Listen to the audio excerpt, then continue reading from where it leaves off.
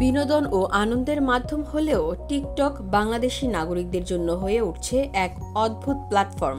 বাংলাদেশি অধিকাংশ টিকটকাররাই বিভিন্ন কর্মকাণ্ডের সমালোচনায় থাকেন বছর জুড়ে, যাদের মধ্যে অন্যতম টিকটকার প্রিন্স মামুন ও তার স্ত্রী লায়লা। দুজনকে ঘিরে আলোচনার সমালোচনা যেন নিত্যদিনের বিষয়। বিচ্ছেদ, মামলা, বিতর্কের পর এখন আবারও আলোচনার কেন্দ্রে এ জুটি। লায়লার করা মামলায় কারাবরণ শেষে জামিনে মুক্তি পান মামুন। জামিনের পর তাদের মধ্যে সম্পর্ক স্বাভাবিক হতে শুরু করলেও তা স্থায়ী হয়নি। হঠাৎ করেই শুরু হয় নতুন করে বিবাদ। সম্প্রতি বিভিন্ন সামাজিক যোগাযোগ মাধ্যমে ছড়িয়ে পড়েছে টিকটকার ঐশী ও মামুনের একাধিক ভিডিও। সেখানে দেখা যায় অন্তরঙ্গ অবস্থায় সময় কাটাচ্ছেন তারা। শুধু তাই নয়, টিকটকার মামুনকে একাধিক মেয়ের সঙ্গে ঘুরতে দেখা যায় বলে দাবি করেছেন লায়লা।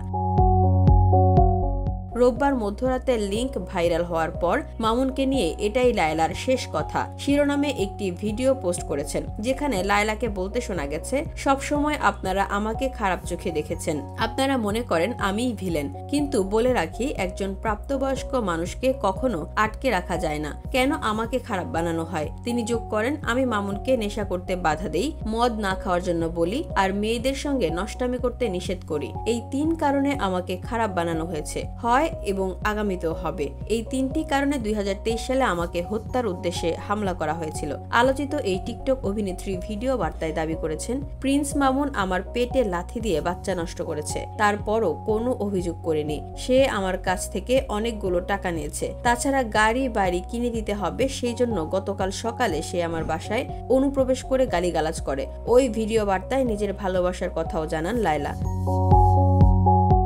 তার ভাষ্য, আমি তাকে অন্ধের মতো ভালোবাসতাম, অন্ধের মতো বিশ্বাস করতাম। ও যদি বলে এটা ডান দিক, তাহলে আমি ধরে নিতাম এটাই ডান দিক, যদি বলে বাম দিক তাহলে বাম দিক। আল্লাহ ভালো জানে আমি মামুনকে কতটা ভালোবাসতাম, আমি তাকে ভালো রাখতে চেয়েছিলাম। তার দাবি, মাদক সেবন করে একাধিক নারীর সঙ্গে শারীরিক সম্পর্কে জড়িয়েছেন মামুন। তবে এই অভিযোগ মেনে নিতে নারাজ মামুন। উল্টো তার দাবি, মাদকাসক্ত লায়লাও একাধিক পুরুষের সঙ্গে সম্পর্কে জড়িয়েছেন। শুধু তাই নয়, মামুন আরো বলেন, সত্যি বলতে আমি এখন একদম অসহায়। একের পর এক মিথ্যা মামলা দিয়ে আমাকে ফাঁসাচ্ছে লায়লা। বাচ্চা নষ্টের কথা বলছে, এটাও পুরো মিথ্যা। এতদিন তো এইসব বলে নাই, তাহলে আজকে কেন হুট করে এসব বলছে?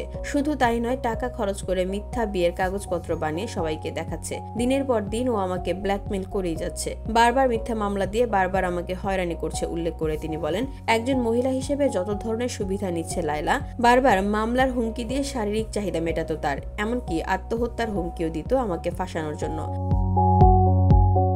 মামুন আরো বলেন, লায়লা আমাকে ব্যবহার করত, আমাকে তার কথা মতো চলতে, আইনি রাস্তা ছাড়াও যা যা করা দরকার সব করত। আমি আসলে সত্যি খুব অসহায় হয়ে পড়েছি। এদিকে লায়লা দেশের একটি গণমাধ্যমে দেওয়া সাক্ষাৎকারে বলেন, প্রথম কথা হলো, আমার টাকা থাকলে আমি শাকিব খানকে টার্গেট করব, টিকটকার প্রিন্স মামুনকে আমি কেন টার্গেট করব? এই টিকটকারের সঙ্গে সম্পর্ক হওয়ার পর আমার বদনাম, সম্মানহানি ছাড়া আর কিছুই হয় নাই।